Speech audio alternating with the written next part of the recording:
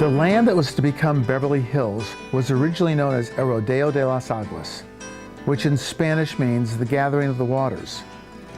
It's hard to believe that a little more than 100 years ago, there was no Beverly Hills. As this comparison shows, it was barren land, a desert. There were barely 50 people living in what would become one of the most famous cities in the world.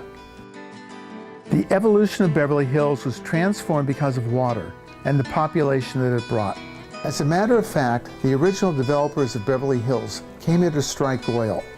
There was no oil, but they did find water, and water allowed them to build the subdivision that became Beverly Hills.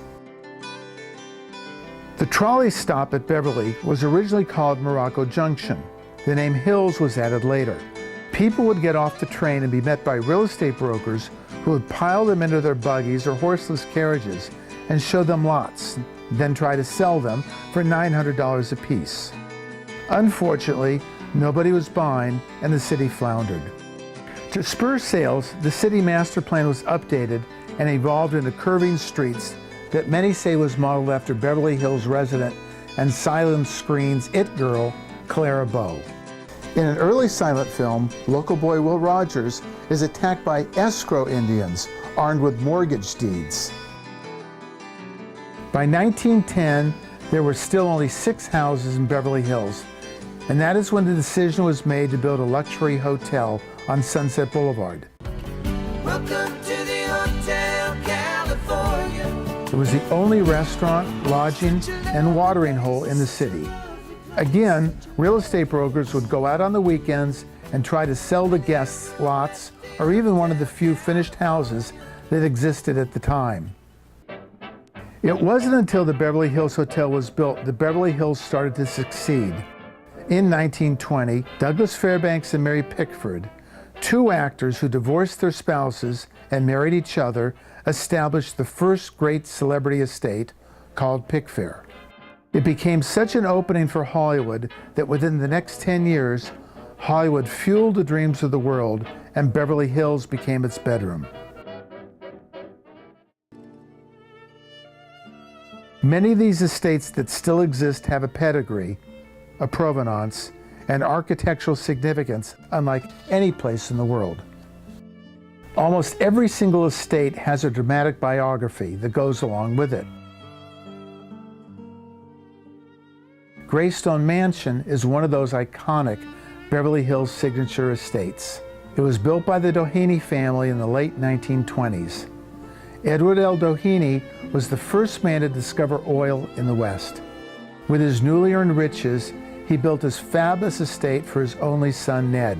And less than 9 months after Ned and his family moved in, there was the tragic accident. Some say it was the murder of Ned by his male secretary. Others claim Ned killed the secretary and then himself. Still others claim the father caught them together and killed them both.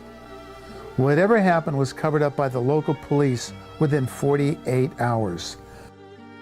The story was brought back to life in the Academy Award-winning movie There Will Be Blood, which was shot at the actual mansion. Before the days of swimming pools, you either played tennis or you went horseback riding. So almost every estate north of Sunset Boulevard had its own stables. You could ride your horses all the way down Sunset Boulevard as far as the Pacific Ocean. There were over 50 miles of trails, and when you think about what life was like 100 years ago, even 60 years ago, this was how people spent their leisure time. You could also ride up Mulholland and overlook the San Fernando Valley, which would soon be turned from desert to oasis when the imported water turned the worthless land into the 3rd largest subdivision in Los Angeles. This real estate scam was memorably portrayed in the movie Chinatown. One of the most celebrated families who used horseback riding for leisure were the Dohenys. They would leave Greystone Mansion, where they had their stables, cross Coldwater Canyon to the park beyond the reservoir, and arrive at the Doheny Ranch. The ranch house is still there to this day, and that big 3-acre park in front is where they would sit, enjoy drinks and libations, and all kinds of barbecue. By the time it was over, the sun had set, And as they headed back, many were so wasted that they just got on their horses because the horses already knew the shortest way back to the Doheny stables. In those days, there was no traffic, and even the street signs said, "Horses have the right of way." Those were the days. One of the early concepts to bring people to Beverly Hills was the clever idea of building a racetrack.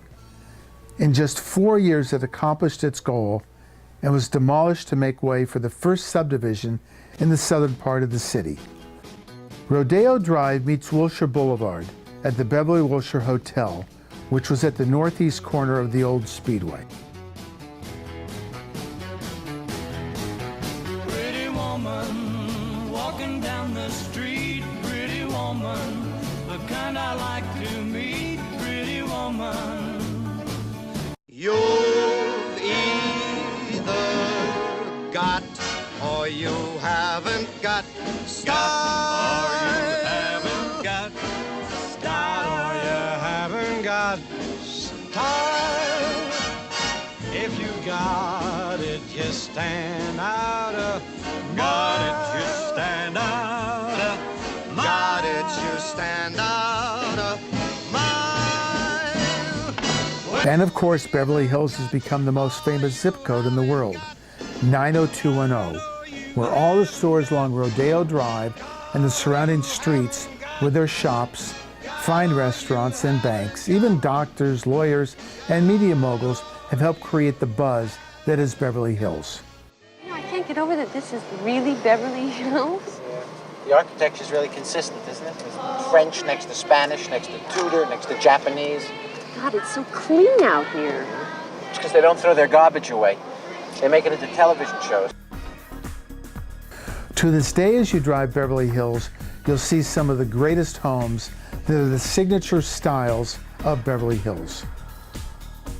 One of the greatest real estate stories takes place just to the right of Greystone, where you see the orange groves. This area was developed into one of the most famous subdivisions in the world, called Truesdale Estates.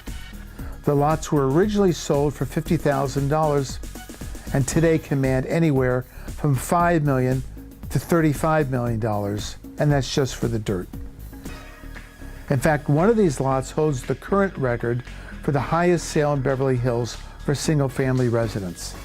Built on spec, it sold for a mere $70 million. The house, 22,000 square feet, with jetliner views from downtown to the ocean, even contains a car elevator and turntable inside its own car museum. Movie stars have lived in Beverly Hills from the very beginning. Their legendary estates attract millions of visitors. The streets have hosted some of the greatest names in motion pictures, music, and industry, and no city has had more of its residents on stamps than Beverly Hills has. The resident honorees have included dozens of actors, composers, singers, but also sports heroes, a legendary general, a couple of presidents, and a king. The first hometown hero to get a stamp was Will Rogers, and there have been many notables since. Imagine, they all used the same post office. Beverly Hills is not just a zip code. Beverly Hills is a state of mind. It's the Platinum Triangle. That includes Bel Air and Holmby Hills, the Beverly Hills Post Office area, even the Sunset Strip, where you can buy a 3,000 square foot house for $15 million and proceed to tear it down. Bel Air is perhaps the jewel in the crown for luxury estates in the Platinum Triangle. All our estates built on at least an acre of level land and go upwards from there, many having spectacular views.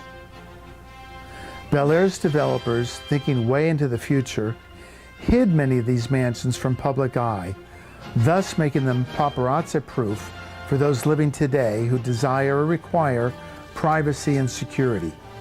Bel Air and Holmby Hills are home to some of the most powerful and influential people in the world.